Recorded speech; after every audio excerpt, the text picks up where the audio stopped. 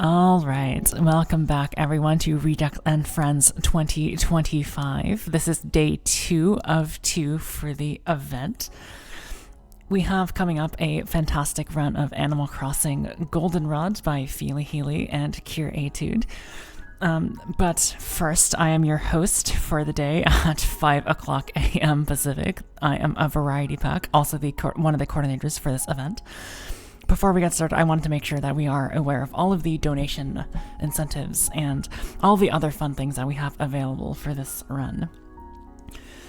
First and foremost, for our next run of Animal Crossing Wild World, we have a character gender bid war currently active. For male or female, I believe last I checked that female is winning $50 to 0. So if you have strong feelings about that, now is the time to get it in. You have about an hour and a half, ideally. Then for this Animal Crossing block, and I'm so happy that I can say that we have an Animal Crossing block this time, we have a art prize by Shadow Insignis. It is his wooden coasters for the Animal Crossing games. A couple characters from those. You can see all of those art incentives by typing !schedule in chat. Take you to our lovely schedule program. You'll see all of our awesome art prizes there. Finally, we have one more target to meet for $150. Mechanical Snail will update the any percent ending for Solar Ash to the true ending.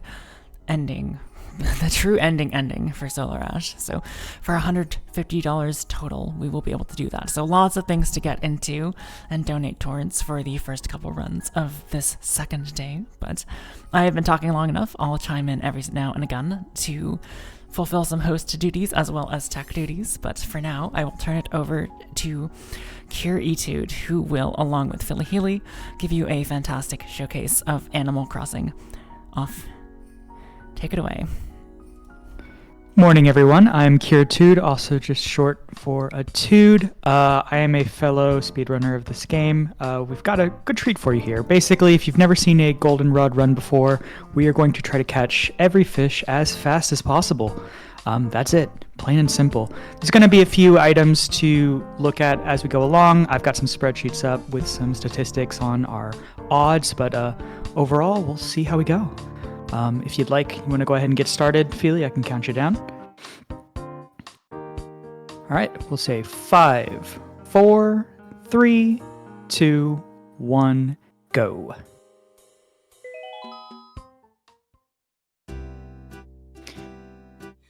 So not much to this first 4 minutes here. We are just going to spam A as fast as possible. This is what we call the train. Ideally, once we get off of the train, we're going to take a look at our map, and we're going to have an ideal corner. That's going to be a river running from north to west.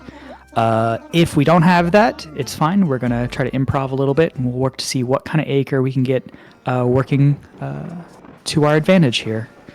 The idea is basically we're going to try to refresh an acre as fast as possible to find the exact fish that we're looking for. And I'll give you a brief summary of which fish we're looking for during each period.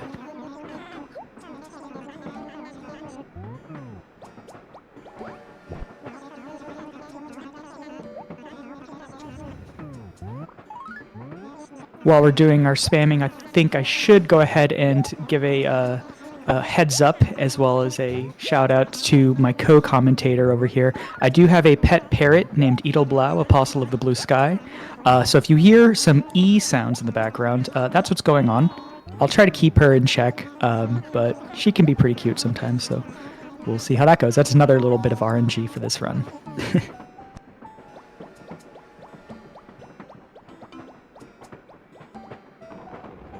Get some E's in the chat.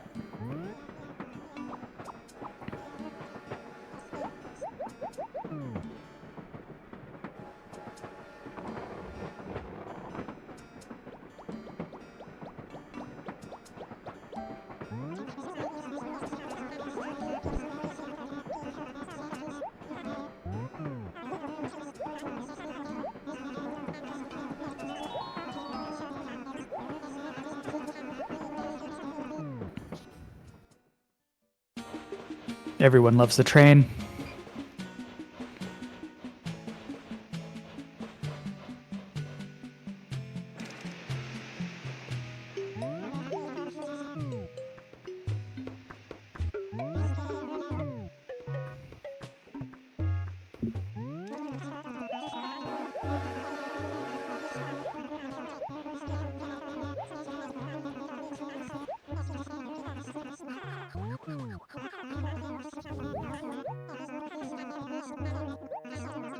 So one thing about this run you will note is that this is glitchless. We aren't going to be performing any glitches throughout this run, unlike the Wild World run that we'll be following in our Animal Crossing block. This is just pure RNG.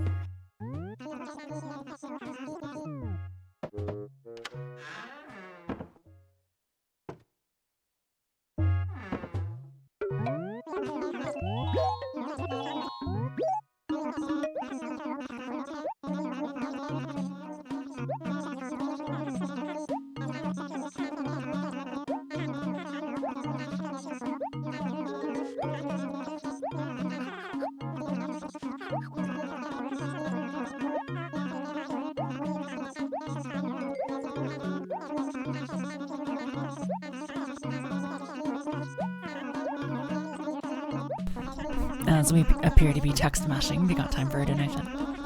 Yeah, we got time for one here.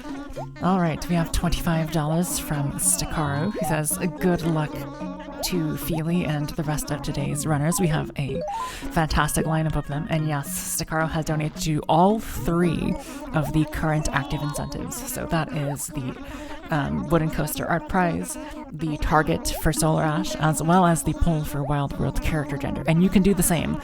You can select multiple things at checkout, so be sure to keep an eye on those as you head to that donation page. All right, here we go. This is where we need the luck. We're going to look to see what map we have. Beautiful. We do have a corner right there underneath, right next to the lake. You'll see in, I think it's E4. So what Feely's doing is just getting a snapshot of that. And we are going to be on our way. We're going to now first talk to all 6 of our villagers.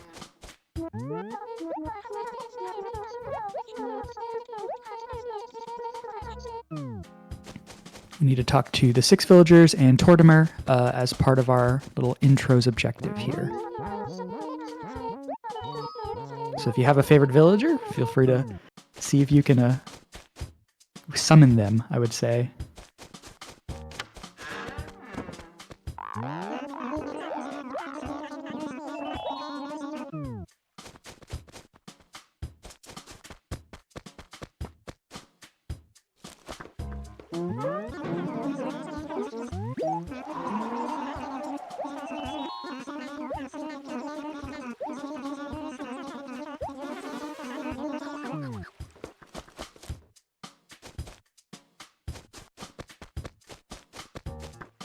So we do have a lake next, or a pond next to the museum. That is something to note.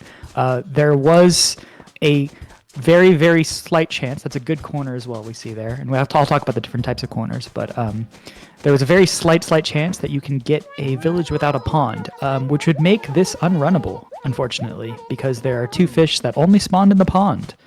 But we can avoid that this time around. It has happened to me like 2 or 3 times, I'd say, throughout the time I've run things. Oh, I love Rolled. What do you do in that situation in a marathon? Do you just reset or make some kind of rules, I guess, that you're going to skip crawfish and frog? It's very, very slight. I would say it's probably less than 1%. But less than 1. This game can be pretty rude. All right, so that is the end of our intro split here. Now we're going to just basically run through all of our chores that Nook gives us as quickly as possible so we can get free and start doing the fun stuff.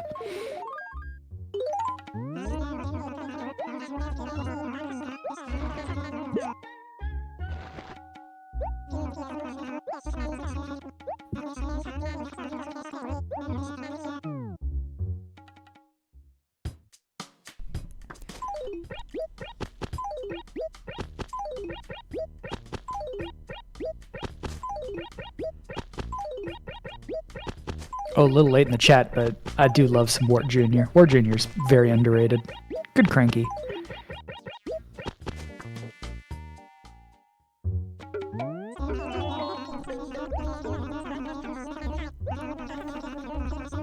So I can't help but notice that the world record for this run is substantially longer than all deaths. How much undeading are we going to be doing in this run? We will be doing no undeading.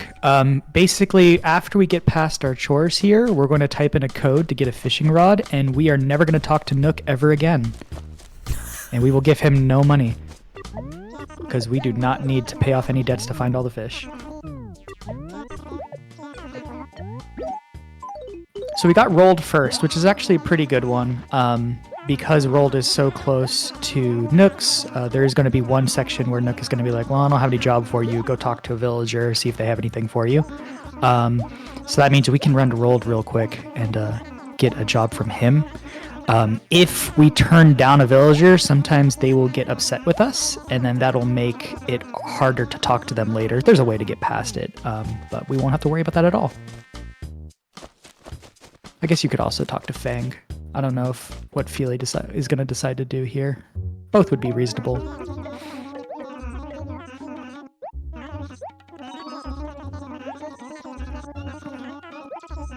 We do have Frick in the chat. Hi, Frick. Frick is also a goldenrod runner and general Animal Crossing runner. A much better one than me and Feely, but I digress.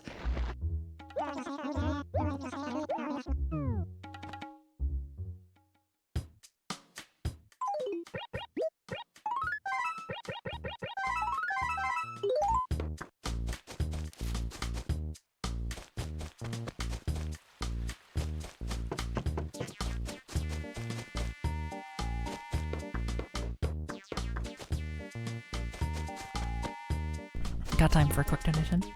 Yep, we should be good. All right, you have a lot of love coming in for you today. We have a $6.59 donation by MiniMini352, who says nothing but $1,000 pie. And I'm not exactly sure what kind of math that is. But close enough for government work. Yep.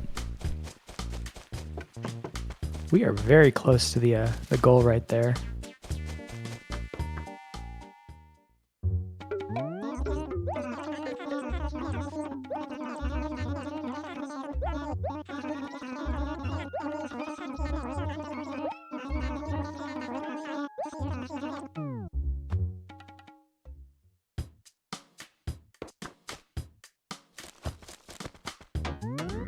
I see, it was pie for a second. It brought us to pie.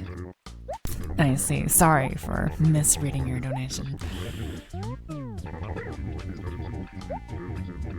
So, yeah, that was the errand where we basically asked if we could do something, and he got very upset with us because we told him no.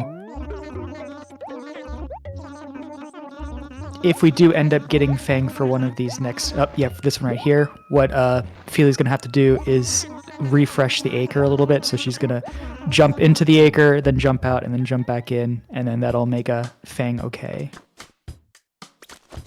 Because if you try talking to him now, he will not let you do anything. So now he's cool. So yeah, just a reminder, I guess, a note for yourself. If you ever upset a friend, if a friend is very furious with you, just run away for a little bit, then come back, and he'll be okay.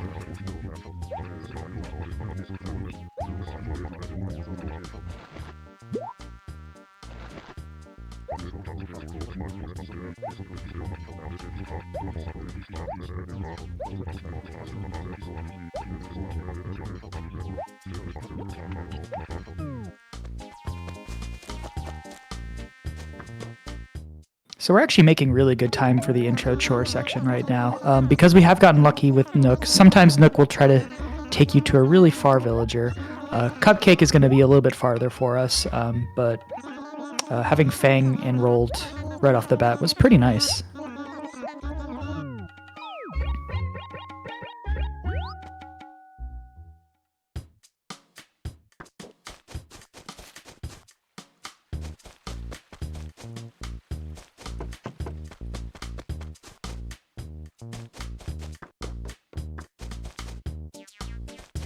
Oh, there's a pond right there, too. I didn't see that one earlier.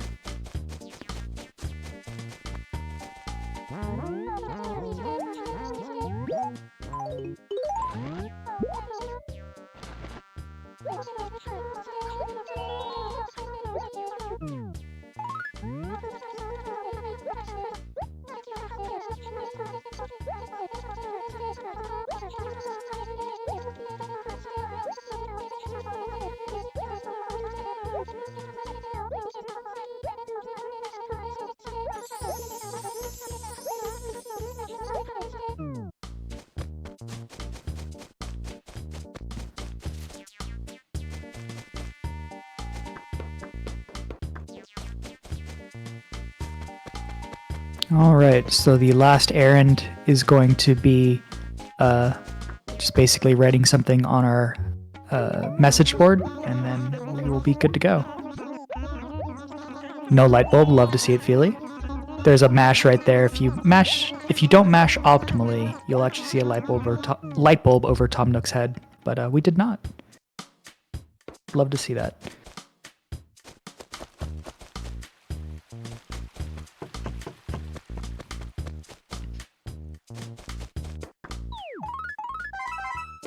Writing a very compelling advertisement for Nook, just to show our appreciation. Not enough appreciation to pay him back, though, huh? No.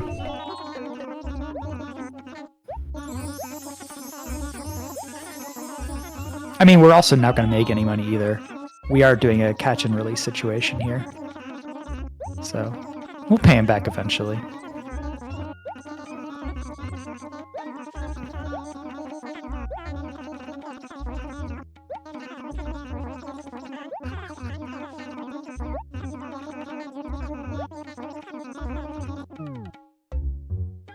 All right, and here's the time for chores. Yeah, looking around that 14-minute mark, it's pretty solid. Now we're going to type in a code to get our fishing rod.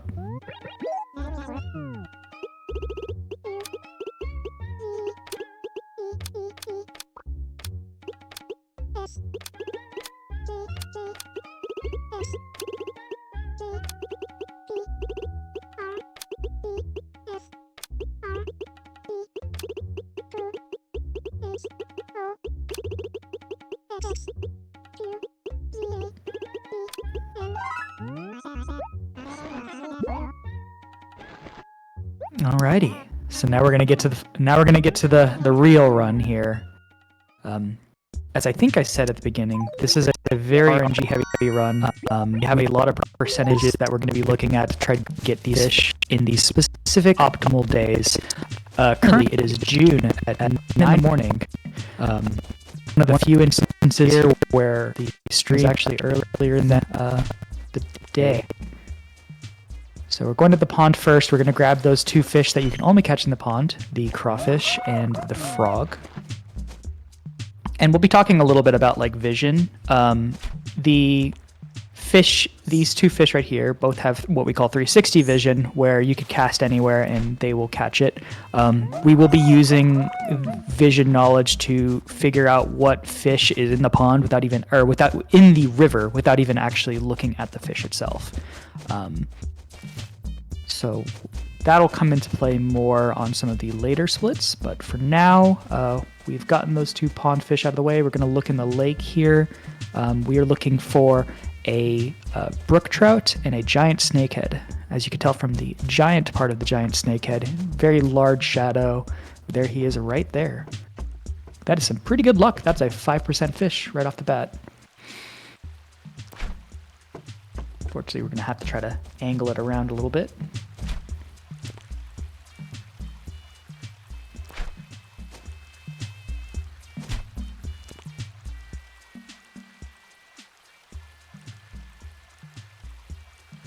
Yeah, he's staying right outside of the field of vision, unfortunately.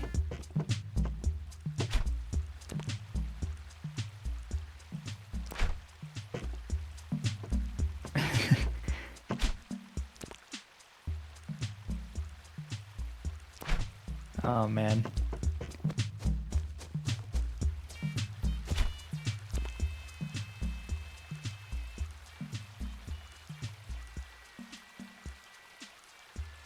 Don't mind Philly. He'll be coming down eventually. Yeah, and probably going to be no dice from that corner. You have to get him at the pier somehow. There we go.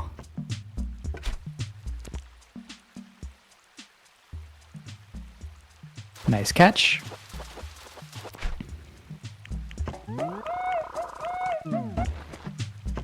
So last one we're going to be looking for directly is going to be the brook trout. That has a medium shadow, which you'll get a feel for these shadows after you've done this for a little while, but it's still sometimes a little difficult. has a medium shadow and good vision, specifically, which means that it's able to see out of the corner of its eyes a little bit better, and it's able to see a little bit farther than what a normal vision fish would be.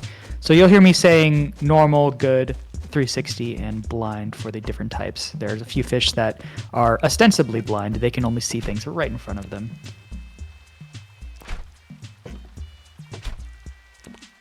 So you can see the way that angle went, you could tell that that was a good visioned fish. A normal visioned fish wouldn't have been able to see that. Beautiful, got the pale chub. Pale chub is a 12.5% chance, but can tend to give our runners a little bit of trouble. Sometimes it seems like it's not actually 12.5.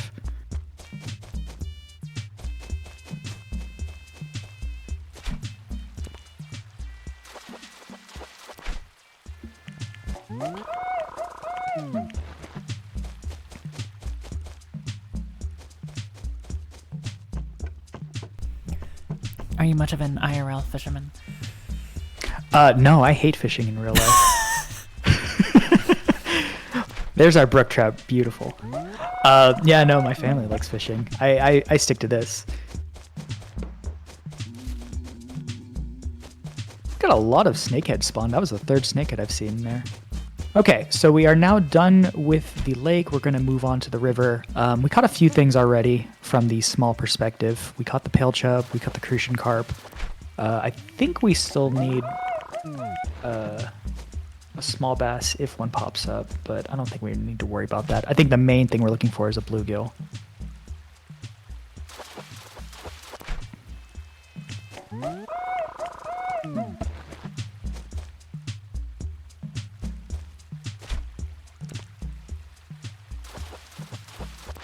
Another pale chub. And once we have the bluegill, sorry, I'm just looking at the route again. We are looking for some of the fish with the tiny shadows, specifically the pop-eyed goldfish and the guppy, which have a 1.25% chance of spawning right now. So you'll see that what Feely's doing right now is she's hitting these smalls, or she's casting behind them. That's because the bluegill has 360 vision. If we're looking just for bluegill, this is a good way of just checking rather than trying to get all of the fish. It's more likely than not you'll get small bass and crucian carps. Bluegill is 12.5% for all of our stat nerds in chat.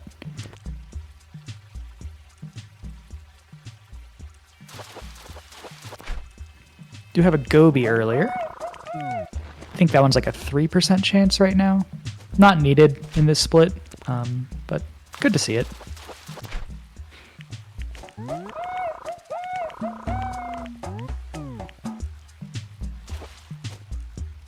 So we do have full pockets now, which does mean that we cannot catch trash, because that's how life works, right? If you can't carry anything, you won't be catching any trash.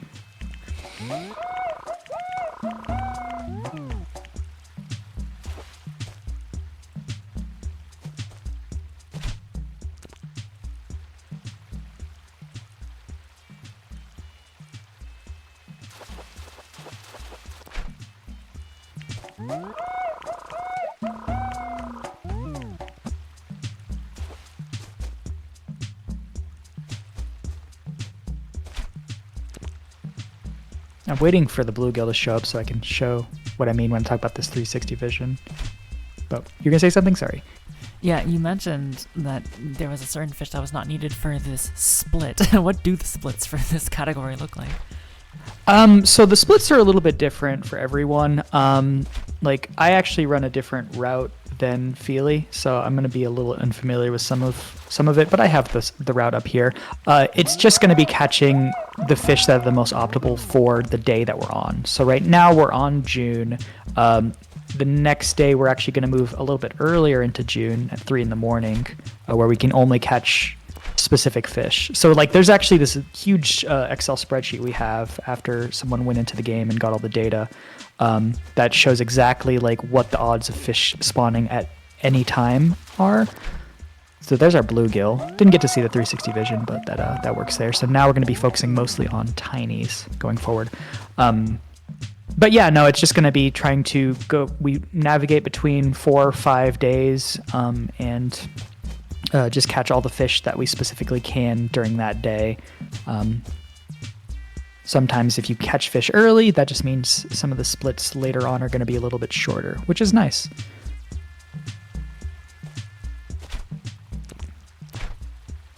I forgot, I'm going to circle back now to this. As I had mentioned, this was a corner acre that we call them, that we were looking for. There are 3 types of corners that can spawn that are this river running north to west. As you can see, it's very easy to just kind of look at a fish, say, I don't want this fish, and then just move on to go spawn another fish. One of the downsides to this corner specifically is that there is that blind spot at the bottom. So you'll see Feely sometimes cast to take a look at a fish that's kind of hiding out of view. There's our first tiny. Fingers crossed here. Very nice. We got the pop-eyed goldfish.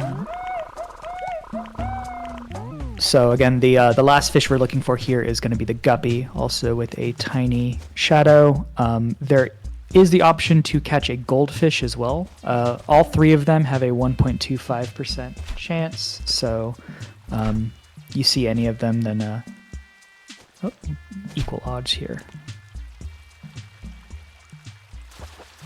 Ah, duplicates. Oh well. Don't mind.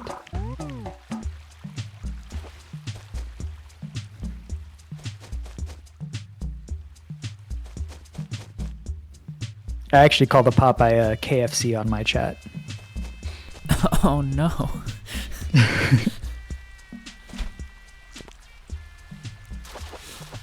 Okay, I forgot. We do also have the chance of catching killifish right now. That's a fish that also spawns in the pond, but good to get it out of the way now. So really it's like 25% chance we catch our guppy. So you saw how that one turned around very quickly. That was a bluegill. It had eyes on the back of its head. Obviously don't need it anymore, but that was what I was referring to earlier when we were casting behind.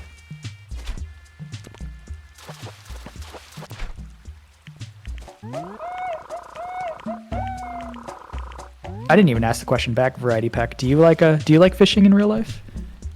I like the idea of fishing. I like same. I like the picturesque image of being on a boat and a still cool morning with nothing, no care in the world but a fishing rod. But the actual mechanics of doing so are not as glamorous, I guess. Yes, exactly. My main fishing memory IRL was one time I went to a fishing tourney with 2 of my cousins at this lake, and we were supposed to be able to catch rainbow trout, which we will be seeing in this run. Absolutely no rainbow trout were showing up, and we were about there for an hour, and not anyone on the lake had caught anything. So me and my cousins decided to move to another side of the lake, where we proceeded to find a ton of dead rainbow trout washed up on shore. Looks like something had kind of gotten into the lake and really killed everything there. Us being 10-year-old boys at the time, proceeded to then cast our lines and catch a bunch of dead fish and throw them at each other. That was the most fun I've ever had with fishing. I would love the ideal, hang out, just talk, maybe drink a beer with some friends kind of deal, but it never really feels like that when you're actually out there.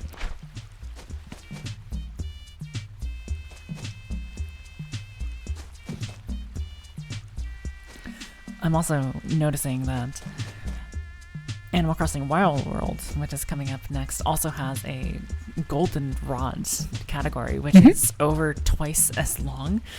What do you know what makes it twice as long, or at least what makes this one so short in comparison? I believe most of that can be attributed to just the amount of fish. The catalog is larger in Wild World, if I'm not mistaken.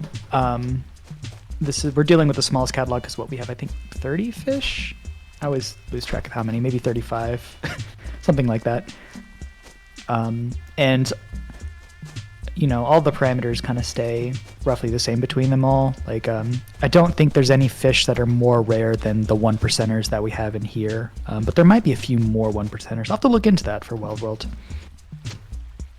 Do you run the goldenrod categories for all the Animal Crossing games? I only run it for this game. I know Feely also runs the Doubetsu no Mori Nintendo 64 version of this game. I don't think she runs any of the other ones. I've been interested in kind of expanding out to the other ones, but this is a pretty accessible run. With it being like a normal run around an hour and a half, feels pretty nice. Mm-hmm. Actually, originally, my first speed runs was Pokemon Coliseum.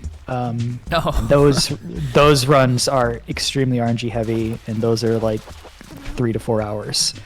Yes. So. I've been watching Sparkle. Yes, Sparkle. Nice. Coliseum PVs, and he has many a time gone to the very end, and then some crap happens, and then you just run lost 3 or 4 hours in. It is a very frustrating run. I think, sorry, I think this run can be a lot more relaxing. It kind of is that picturesque fishing that we were talking about earlier, where you're just kind of hanging out, you're just fishing. It's frustrating sometimes because some of the fish just won't spawn for you. We actually are having a pretty hard time with this guppy here. We've been here a little longer than we would have liked to be, but not a terrible time. Is there a point where you've done this run so much where because obviously we caught a fish that was, I think you said, pretty rare for this current time in the day or something to that effect. Is there a point where you can sort of know how much time you're going to be saving on later splits, and you can just understand what your final time is probably going to be around, assuming everything else goes correctly? I think so, but I'm always hesitant. I normally will, when I catch a fish early, I'll say that'll save me 3 or 4 minutes depending on what the fish is. But it's hard to still say what the final bit will be, because still at the very end of the run you do have a 1% chance fish to catch that you can only catch at the end of the run. I believe that's how Feely's split is working as well. Actually, it's a little bit different. So she goes for the 1% I'm referring to, the second to last split. Her last split actually has the potential of being pretty short, which is pretty nice. I guess I can give the basic rundown while looking at this. Once we get out of this, once we finally have our guppy, we're going to move earlier into June. We're going to catch 2 1% fish. We're going to move to August 31st at 11:58. Weird thing to say, right? But that first bit, or the last 30 minutes, I think it is, before midnight on that day, is where you have an extremely high chance of catching jellyfish in the ocean. So you can just run out of the ocean, catch that guy. The clock will strike midnight, and then there's going to be a bunch of fish we need. All right, fingers crossed on this one.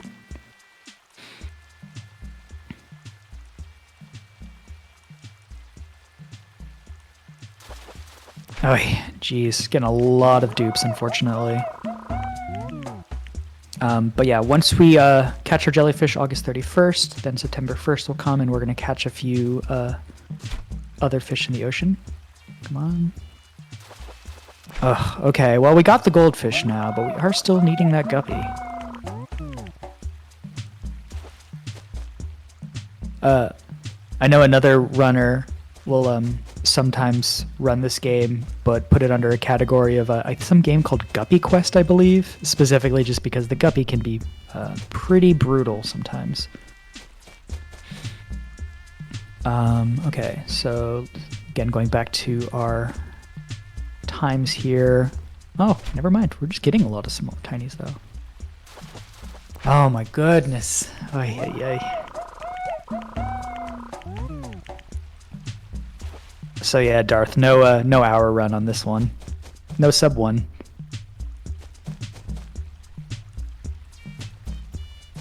Let's see.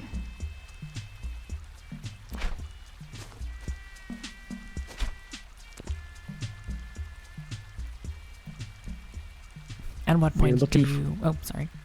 Oh, no, you're good. There he is. There we go. Good job. All right, so now Feely's going to run back home, save, and then change our clock. In the meantime, what were we going to say? Oh, I was gonna ask, at what point do you know if you've exhausted all of the fish at a given time? We have a checklist, essentially.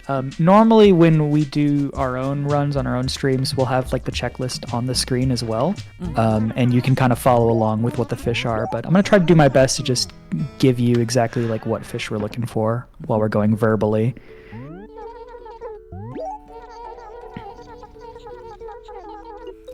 And again, there's sometimes going to be these situations where it's like, well, you could stay to catch a fish on this one day, but, you know, maybe you should just move on for it. I don't think Feely has too many of those choices to make in this route. I have one specifically where I will decide whether or not I want to catch that brook trout that we caught earlier in the lake, or if I want to keep moving on from that. Memory card and slot. I've got mine as well. Speaking of memory cards, there actually is a fun, or I guess not so fun thing about this run specifically. We are required to use first-party memory cards, specifically because third-party memory cards have faster load times, and loading does get to be a considerable part of this run. So, yeah.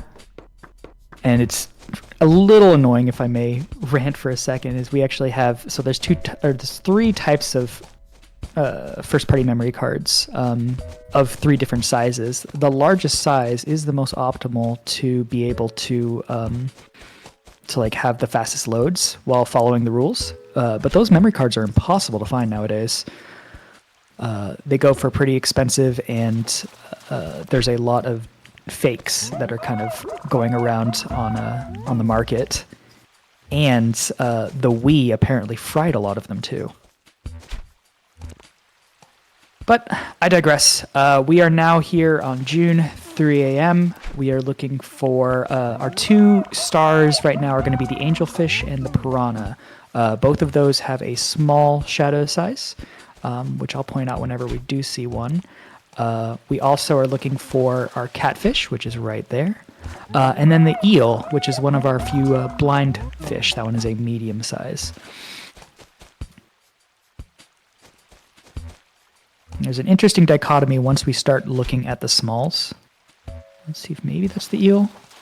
That is not the eel. We got a dace early. Okay. That one doesn't really save you any time getting early.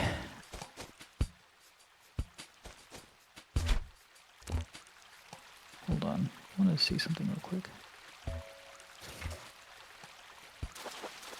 June 3. Lake.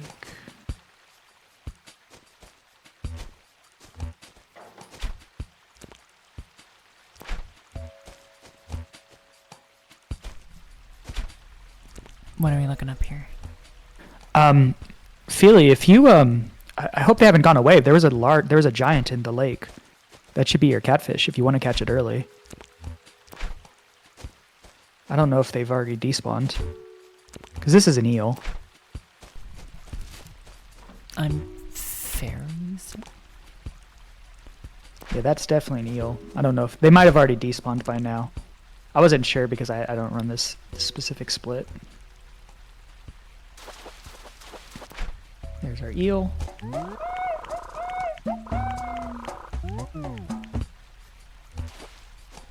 don't know if he's still there. I saw him in the corner of my eye. Yep, yeah, that's him right there. That is a giant catfish.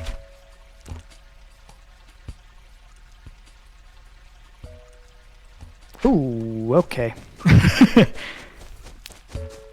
Don't mind.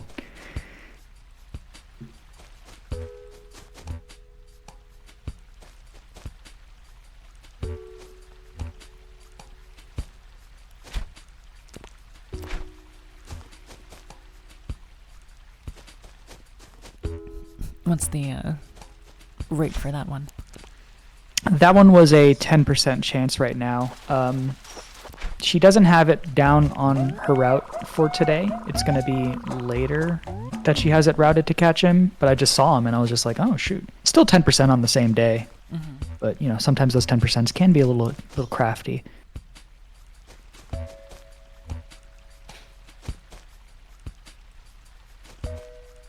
So while we're looking at these small, so again, we're looking for angelfish and piranha, both which have a small shadow size, which is what you're seeing right here. We have an interesting dichotomy. There we go, beautiful. Get the angelfish now. Love to see that. That's it. Great to get angelfish first versus piranha, because of what I was just about to talk about. Angelfish has normal vision, so which means that it's not able to see out of its corner of its eyes as much as like the crucian carps and the small basses that have been spawning now. Whereas piranha has 360 vision. So now that we have angel out of the way, what you'll see Feely doing is just casting behind and hitting it, just like we were with the bluegill. And if it doesn't come right back to you, then it's not a piranha. So it saves a little bit of time as far as taking a look for these fish. Oh, that does make sense. I was wondering what the purpose of the throwing into the lake. Whoa! Sort of, oh. Nice! Okay. We'll take it. Yeah. So yeah, we're checking, like, yeah, whenever we're just kind of throwing it in there, we're not actually catching it. A lot of times we're looking specifically to, like, identify the fish without actually looking at it. You're going to see that a lot specifically once we get to, I think, July here? Yes, July, which is going to be one more split after this. There's a fish called the arowana. That's the nice golden fish. He has good vision, whereas there's a lot of bass who have normal vision. So we'll be casting in very specific ways, and if he doesn't see it, then we know he's not an arowana, and we'll just scare him away.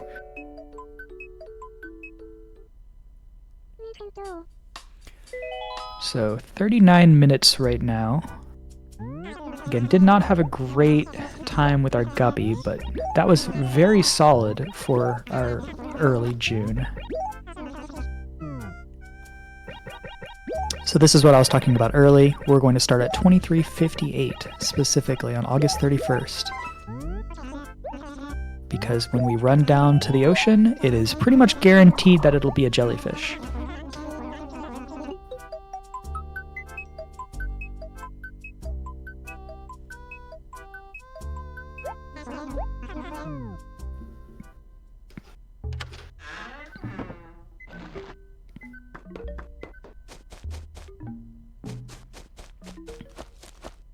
And once the clock strikes midnight, if I could ask chat, I need some rain dances. I need y'all to try to summon the rain. We are specifically looking for it to start raining September 1st. That is going to be the best chance we have to catch coelacanth. That's actually not our jellyfish.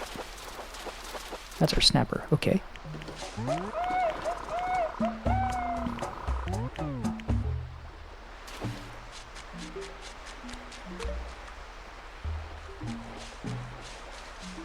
You have two good ocean nickers right next to each other. Wow. I guess this one's a 1. I'd probably just stick to the 2 file. That's not small. Just scare him away. Go for another one.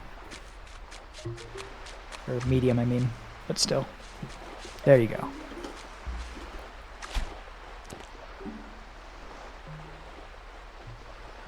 There's our jellyfish.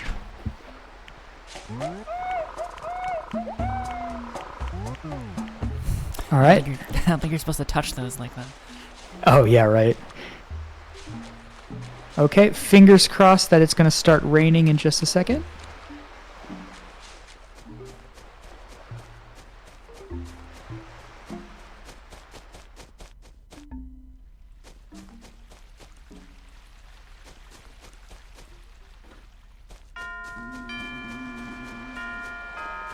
There we go. Beautiful. Love to see that. I'm trying to remember what the rain chance is for this. I think it's like 30 or 40% chance of rain. So we've got a few fish we're going to catch while we're looking out for that big coelacanth that can spawn now. This is most likely a salmon. A very blind salmon. A lot of these casts are not bad. I would have expected him to see it. There he goes. So salmon can only spawn in the mouth of the river that reaches out to the ocean. A few other fish can spawn there, but most of the time it's going to be a salmon. There's our big guy right there. That's the coelacanth. Nice. Beautiful, beautiful. So that one actually is pretty tough to catch. That was our first 5 difficulty catch right there. So I was trying to stay quiet for it. You have a very small amount of frames to catch him, but we got good reactions out of Feely. Fantastic job. And again, that's part of why we're rooting for rain specifically today. With the rain, it's a 12% chance of spawning. We could wait till later on and hope for rain in another split, but most of the time those are going to be lower chances, anywhere between like 5 to 10%. But if we can get him fast, then we are good to go. So we're looking for 1 fish before we leave. We are looking for the barred knife jaw. That is another 5 catch difficulty. Unfortunately, you're going to see a lot of snappers because they look exactly the same underwater. The only difference is that knife jaw gets away a lot faster.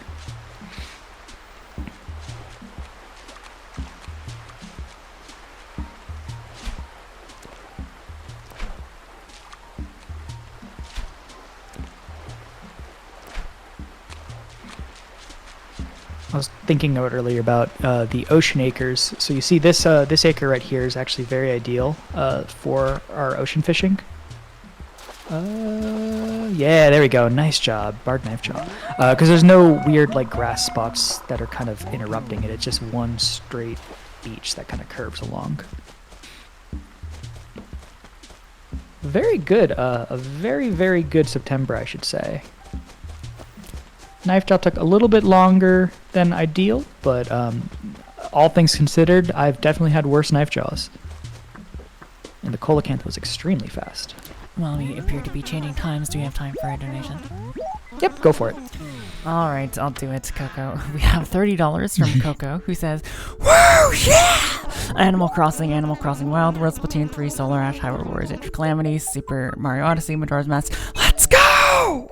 Felly, Bran, Willow, Snail, Pride, Phazon, Morpheus, and Beast. Yeah! Sorry, 5 AM Variety. Heh cat face.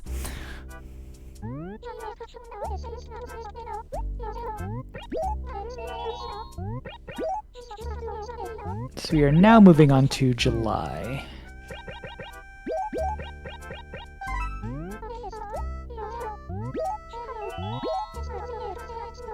In my route, this is where I catch the most fish, but it looks like Feely's already caught a lot of fish early, as well as this route kind of splits out the fish a little bit more evenly.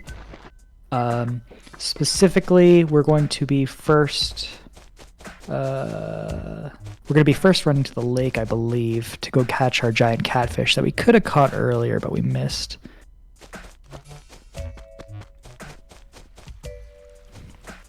That does have a 10% chance.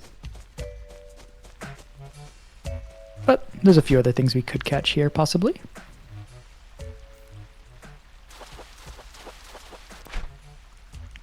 But bring your father. You are too small.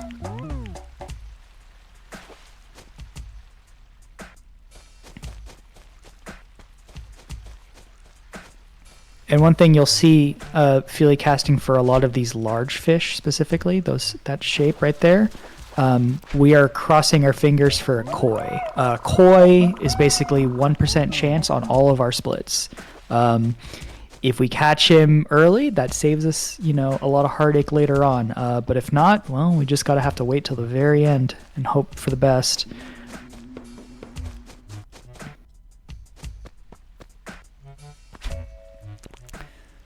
Now, you'd mentioned different routes, and I'm curious what the route differences are. Like, obviously, it's probably in terms of, like, changing to certain days and whatnot, but what's the advantage of some over the others? It really kind of just depends. So a lot of what I like about my route specifically is that the navigation for the calendar is really easy because I constantly just move backwards in time. Rather than having to change the year at some points. There's some routes where you have to move from like June to July, and if you just move straight from June to July with that, like let's say in the year 2025, weeds will spawn. And if weeds spawn, that means the fish don't spawn as often. Like if you have a bunch of weeds in your town. That's one of the penalties this game specifically gives you. I don't know if the other games do that later. So I like not having to worry about that as well. There's some, I think, having more opportunities to get certain fish on like multiple days can be pretty nice. Okay, there's our giant catfish. It's all a preference thing, because like a lot of times we're using the same days. We're just not. We're just doing them in different orders. Got it. Because obviously for things like, I mean, the thing that comes to mind obviously is Twilight Princess. There's like a beginner route, and then there's a more advanced route. I take it it's not those kinds of routes for this. No, it's actually kind of interesting where it's like everything is pretty viable. The route I did when I was a beginner was probably not as optimized, and that was kind of just more of what people were kind of doing back then, and then just kind of thinking things through and trying to basically make a spreadsheet of figuring out, okay, like this is available here, this is available here, like what's the best time that we could do stuff. Gotcha. Yeah. Okay, so where are we at? Let me just look through our notes here. So I think we still need a large bass. Let me check that guy real quick. So this is the route that I was specifically talking about earlier, or the day specifically I was talking about earlier, where we're looking for that arowana, which is a medium fish. And if you cast in certain ways, you can tell if he's a arowana. Oh, okay, never mind. I'll shut up. That's a koi. Woo! Nice job. This is turning out pretty decent. That was a really rough beginning of the run, but it's definitely getting better now. And that's the 1%er, right? That was our 1%. Yeah, that's one of the 1% you can kind of catch at any time. But with the mediums, yeah, we're going to be casting a little bit outside of the normal looking range of a bass, ideally, and trying to, you know, just tell if it's a bass without catching it, so we don't have to mash all that stuff. Or we'll just catch eels. Let's see, so we're looking for arowana. We are looking for the arapaima, which is the largest guy. You're going to see a giant shadow one of these points here. Both of those are our 1%ers. And I believe that's it. Wait, no, we still need that large bass. So there's a dace. Those are medium, and they have good vision, so they look exactly the same as an arowana underwater.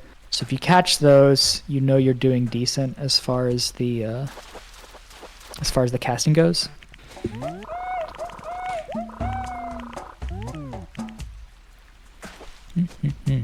So from what I can tell, there seems to be two categories of things that you can look for. It's the shape of the fish underwater and also sort of their behavior underwater. How much overlap is there between those two criteria? I'd say like a lot. Like basically you use both of those points of data to tell like what it is. Like once you get used to this run, you kind of just memorize all of that.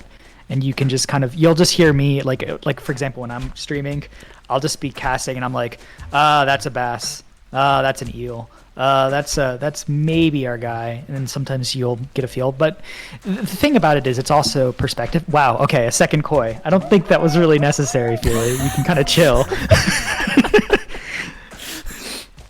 Not necessary. We're not catching two of every fish.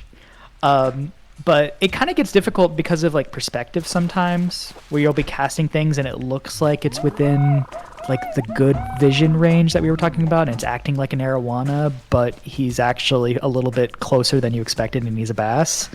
There's also sometimes, I swear, that some of these fish just wear glasses, where they are able to look better than you actually think.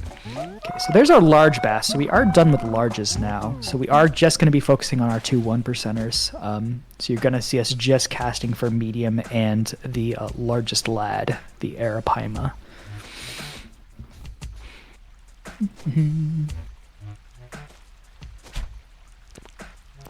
So see, like that one was large, so it doesn't matter. We're not looking for anything large. So that's why she immediately pulled back there rather than trying to catch it and look at it. And these are all smalls, so we're not really worried about them. That one is a medium. We could have cast in a more accurate way to check to see if it was an eel or a bass, but it was already biting at that point, so you just catch it. And sometimes it's like a matter of if you're not sure, it's better to just go ahead and catch it because it doesn't take that much time to mash through it. See, that's a large. Didn't want that.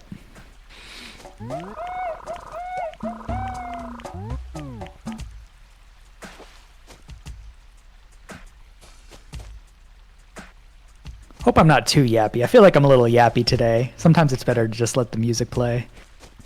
No, this is great.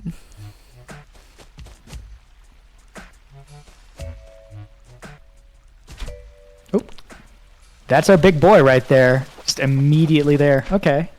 So that was a 1% chance. When you see that in the river, there's no mistaking. That's the only thing it can be. Very nice. It even said wow for us. Mm-hmm. So like that one was like a bit of a tricky one because like the fish was looking at the wall. It's kind of hard to tell, like to do a good cast to check to see if it's a arowana at that point.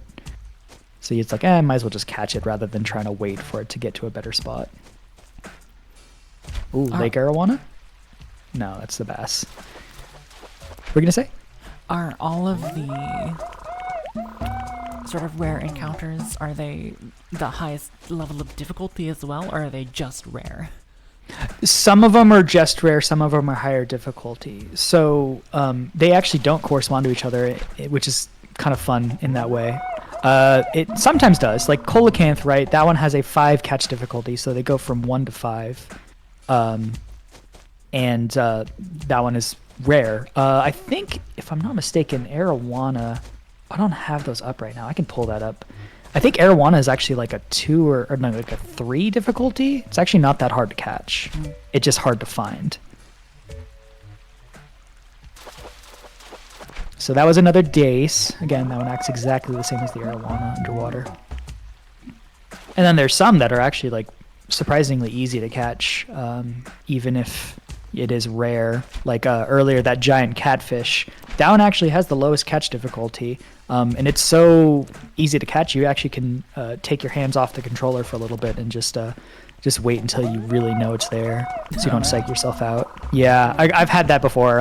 Actually, Frick, who was in the chat earlier, kind of told me about that one. He's just like, wait, look how long. Like we were in a stream together, and he was just like, look how long specifically you can wait for the giant catfish. So like if you're all jittery at that point of the run because you're on like world record pace or something, like just hang out for a second.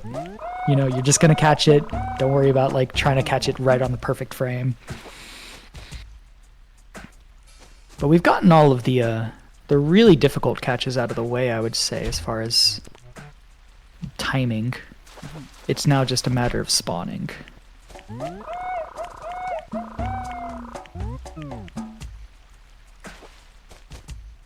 I guess stringfish is 4. We do still have that left.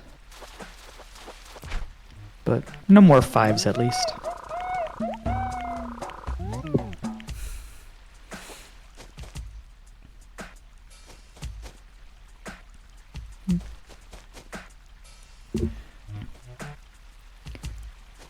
So again, just looking for our arowana medium here.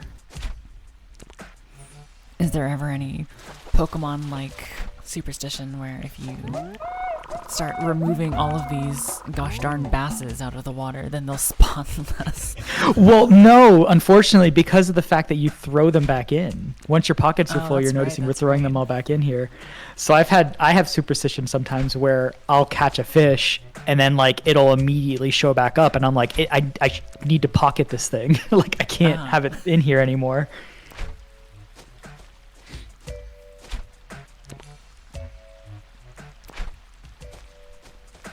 And I'm assuming it's just that swapping stuff out of your pockets just takes time.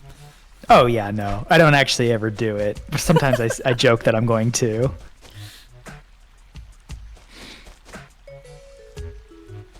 You will see, I mean, I'm talking a little bit early here, but later on in the run, when we finally catch everything. Oh, that was good vision. Oh, there he is, beautiful. See, Nice. That's what I was talking about. You can kind of spot it before he actually comes out. All right, so are we on time here? Okay, still under an hour, and we just have the 2 splits left. And we got koi already, so we're looking pretty good. Now, to see if I've been paying attention, Nimbus did ask, is it ever worth it to clear your pockets to avoid the extra tax buckets? And I believe, if I've been paying attention, the answer is no, because having your pockets full means that you can't get trash, right? Correct. Let's go.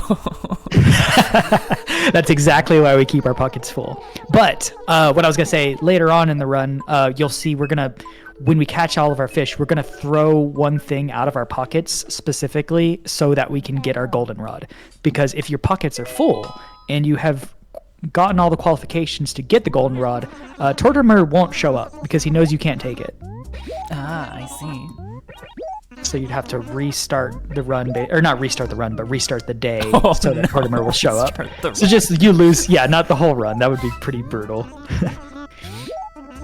So yeah, you'll hear me whenever it happens to just be like, empty pocket, whenever we're near the end, just as a reminder, because when you forget, it's very frustrating. All right, so we are in February. We got some snow. To the hate of some people. Some people really don't like the sound of the snow crunching under your feet. I think it's fine. But like I do know some people actually will use a later time specifically so they can avoid snow. So snow isn't the condition for the fish, it's just winter time. No. It's just an aesthetic thing for people. Gotcha. But of course, there are certain fish we can catch right now. The two tinies, you have the bitterling, which we just caught, and the more common pond smelt. So we'll catch those out of the way. This normally would be where like our last chance for that koi is. Actually, no, never mind. You can catch koi in March, which is going to be coming up after this. This is where I normally do my last chance koi. But we don't really have to worry about koi anymore because we got 2 of them. So the only fish we have left now is going to be stringfish, which is also another large lad in the water. Your notes are wrong though. This is a 5, not a 6 on size. I'm looking at Feely's notes, but they're not really Feely's notes, for multiple people's notes. And it's very pedantic of me. Yeah. That's what I was going to say, is Drew's notes technically, but it's a 5, not a 6, the stringfish.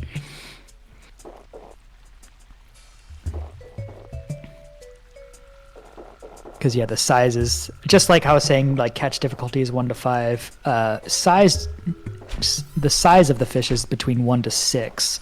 And 6 is reserved just for that giant arapaima that we saw earlier. So when you were referring earlier to littles and mediums and stuff like that, what are the sort of the number ranges that encompass things? So yeah, like tiny is 1, and then it goes small, medium, large. Oh, hold on. We got this guy. Ooh, scary. I'm going to be quiet while we catch this. Beautiful. Wow, nice. Okay. This is going well. So, yeah, it goes tiny 1, small 2, medium 3, large 4, extra large 5, which is what that was, and then I think it's called giant or something for 6, which is just arapaima. Got it. Wowee, okay. Shoot, are we going to get a PB? What's your PB? Hold on. Now I got to go onto the website.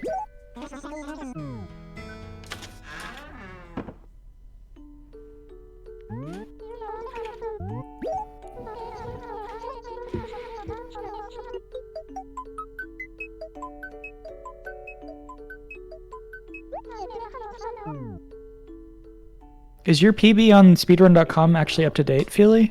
I mean, you don't have to answer. Yes, she says. Oh, okay. Well, PB is 124 for...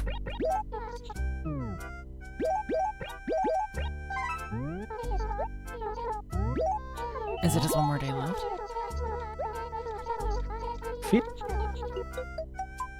Yes, just 1 more day. Sorry, I'm lagging a little bit here. I think I'm back now. Hi.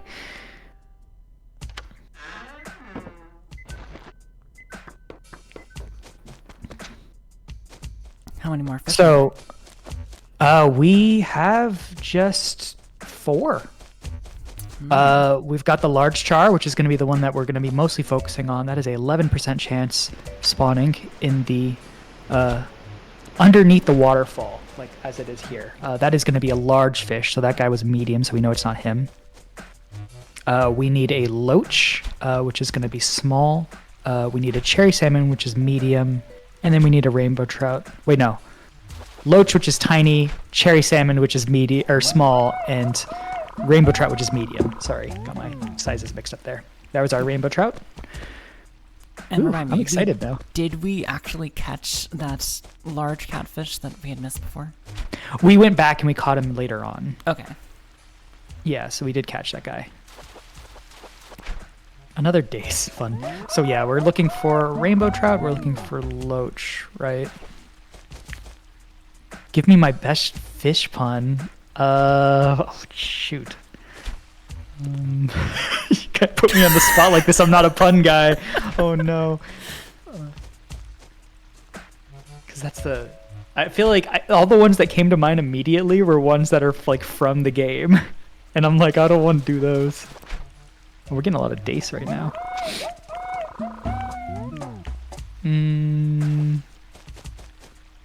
Let's see. Nope. That's probably our loach right there. I could not think of a single pun. You are correct.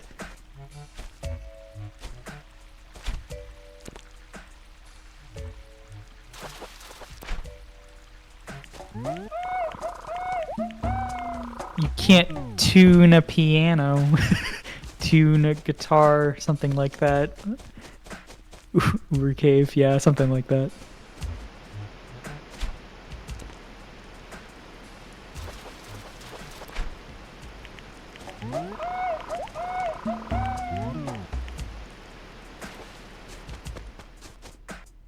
I forgot that you actually update your, I actually do have Feely's checklist on another tab. I just forgot I did. So yeah, we are just looking for that rainbow trout and the large char. So that one's a large. The large char is blind. It does not necessarily have to be this one, but we're going to hope. That one is blind, so it's either a large char or a large bass.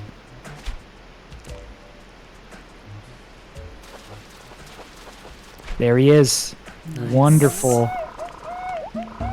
Now all we need is the rainbow trout. That's a fun one to get last.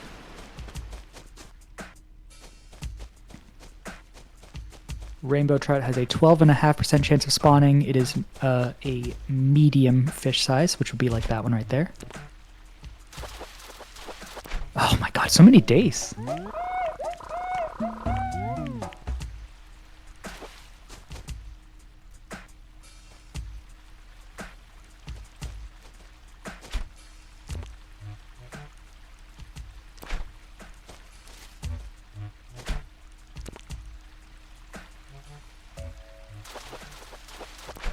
Let's go. Let's go. Wow. PB. Wow. That's Let's incredible. go. That's so exciting. It was such a bad start, too. That's crazy that you were able to make up the time, Feely. Congratulations. So you did drop item already. I don't have to yell at you. All right, make sure to tell me when to hit time. Yep, will do. So we're basically just going to run back home. We're going to save and quit, jump back into the same day, and Tortimer will be here to give us our goldenrod. Wow, okay.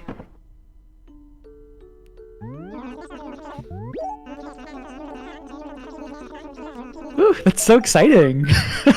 That's awesome. Are you going to be fine from a programming perspective? Like, this is way faster than we originally put down. It's worth it. It's worth it. Yeah.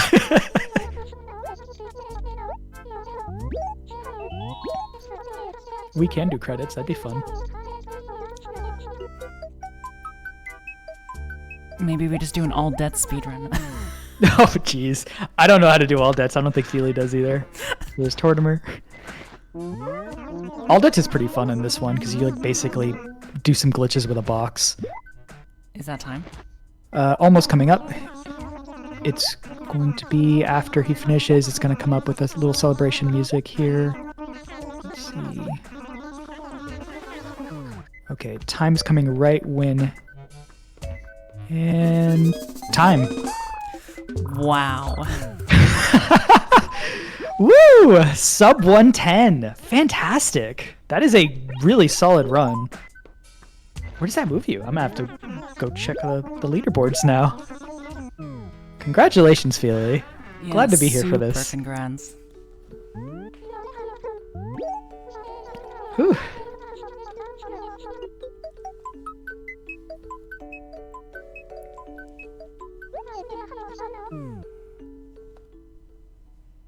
Get some credits going. That's nice.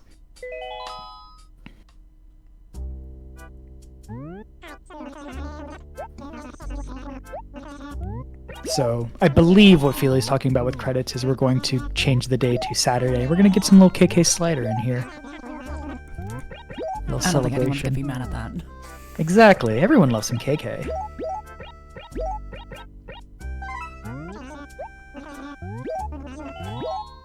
But yeah, a reminder for those listening to make sure to hit the exclamation point donate and exclamation point schedule in chat to see all of our lovely art prizes, including for Animal Crossing. Make sure to select multiple things at checkout. You absolutely can. We still have the Wild Worlds character gender bid war currently active, and that's coming up very well, maybe sooner than we thought because of how fast this run went. Make sure to get your bids in while you still can. Play us off, bud. Now, me, oh, now, me, oh, me, oh.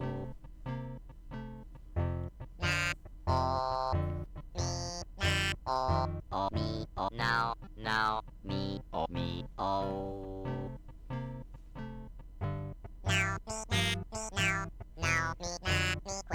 Quick.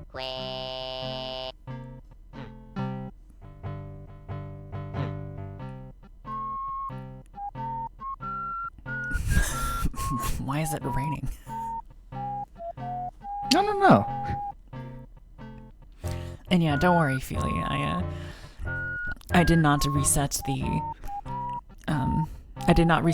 restream feed either. So if you would like to use the Twitch VOD is available for you.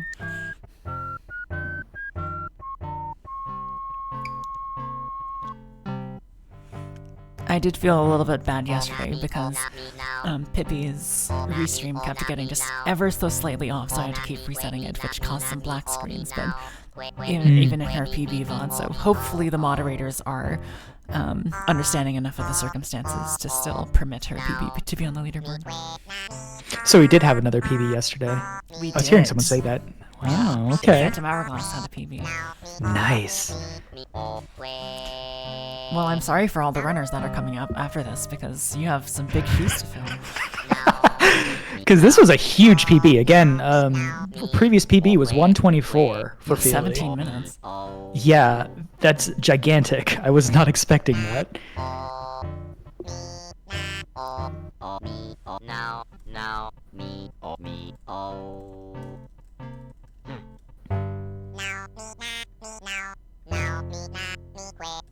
Yes, indeed.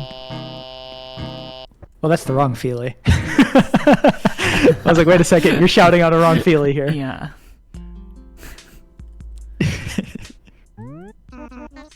Yeah, unfortunately, I still have 8 minutes before I can shout Feely out personally again, but... Gotcha. Is your Twitch username just Cure-Etude? Yes, my username is Curitude. On my stream, I mostly play this. I used to run Coliseum. I probably should get back to Coliseum eventually, as I said earlier. I'm also the world record holder for Summer Heat Beach Volleyball for PlayStation 2. Wow, that's an accolade if ever there was one. I know, right? I am one of 2 runners. But other than that, we just that's kind of it we do over there. Feely is very active in the Legend of Zelda community, actually. So with, I believe, both Ocarina and Majora's Mask, if I'm not mistaken. So definitely check her out as well, on top of, obviously, her Animal Crossing runs.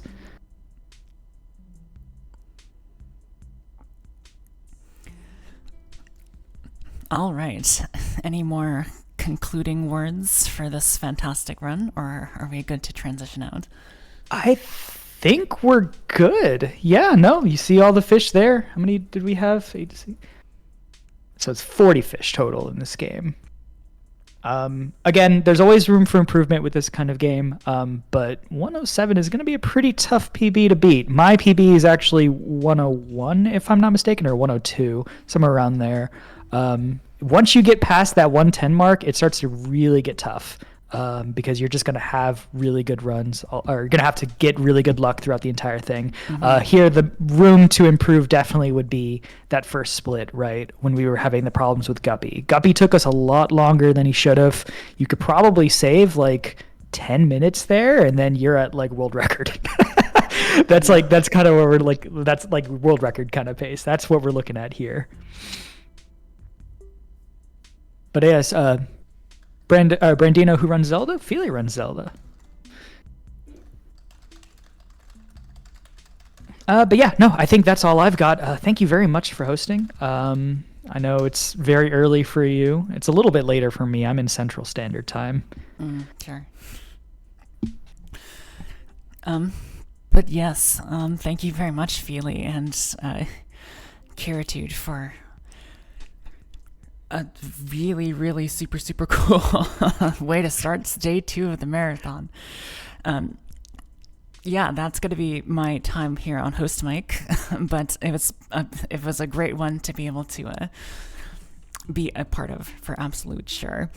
We're going to transition out into our break screen before the next run of Animal Crossing Wild World by Brandino59, but even though we're still doing that, please make sure to keep donating, ! Donate in chat, as well as all of the panels down below the stream if you need to find a donation link. But yeah, tons of stuff for you to still donate towards, and especially since we got a little bit less time to see what we got for that bid war for Wild Worlds. That is the thing to keep in mind as we make our way to our next run. But yes, we'll be transitioning out here until our break screen. Thank you very much for watching this, and we'll see you in a few minutes.